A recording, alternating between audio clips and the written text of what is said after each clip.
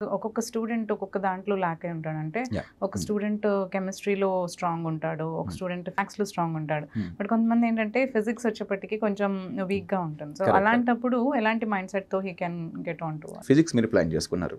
ఫిజిక్స్‌లో మీకు మంచి మార్క్స్ రావాలి. ఒక more than 20 marks, more than 30 marks ఇలా మీరు ప్లాన్ చేసుకుంటే వెయిటేజ్‌ని సెగ్రిగేట్ చేసుకోండి. హై వెయిటేజ్ సబ్జెక్ట్స్‌ని ఫస్ట్ సెగ్రిగేట్ చేసుకోండి. సెగ్రిగేట్ చేసుకున్న తర్వాత అందులో important topics with high weightage అది సబ్జెక్ట్‌ని రిపీట్ చేయండి మ్యామ్. స్టూడెంట్స్‌కి ఎలా తెలుస్తుంది? సమ్ సబ్జెక్ట్‌కి హై వెయిటేజ్ ఉంది లేకపోతే ఈ సబ్జెక్ట్‌కి వీళ్ళలో మా ప్రొడక్ట్‌లో ప్రతి సబ్జెక్ట్ స్టార్ట్ చేసే ముందు ఫ్యాకల్టీ ఆ సబ్జెక్ట్ యొక్క ఇంపార్టెన్స్‌ని ఎక్స్‌ప్లెయిన్ చేసాం ఫస్ట్.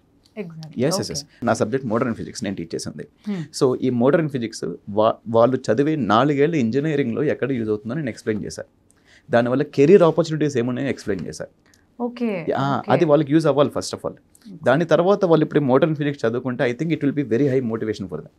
వాళ్ళ మైండ్ సెట్ మారిపోతుంది. ది మోడర్న్ ఫిజిక్స్కి ఎంసెట్ పాయింట్ ఆఫ్ ఎంత వెయిటేజ్ ఉంది? ఒక 3 మార్క్స్ ఉంది, ఒక 5 మార్క్స్ ఉంది, ఒక 10 మార్క్స్ ఉంది. Okay, let us go for 10 marks. Okay, let us start the subject. ఇప్పుడు ఇన్ ఫర్దర్ వాళ్ళకి బీటెక్‌లో అది ఎక్కడ యూజ్ అవుతుంది కరెక్ట్ అనేది వాళ్ళకి తెలిస్తే తెలుసు. If you wanted to like అదే ఫీల్డ్ లో తను స్ట్రాంగ్ అవ్వాలనుకుంటే definitely concentrate on that sub field, right? Correct. అందుకే Exactly. ప్యాసివ్ లెర్నింగ్ కంటే యాక్టివ్ లెర్నింగ్ బెటర్ అనేది మా ఉద్దేశం మ్యామ్.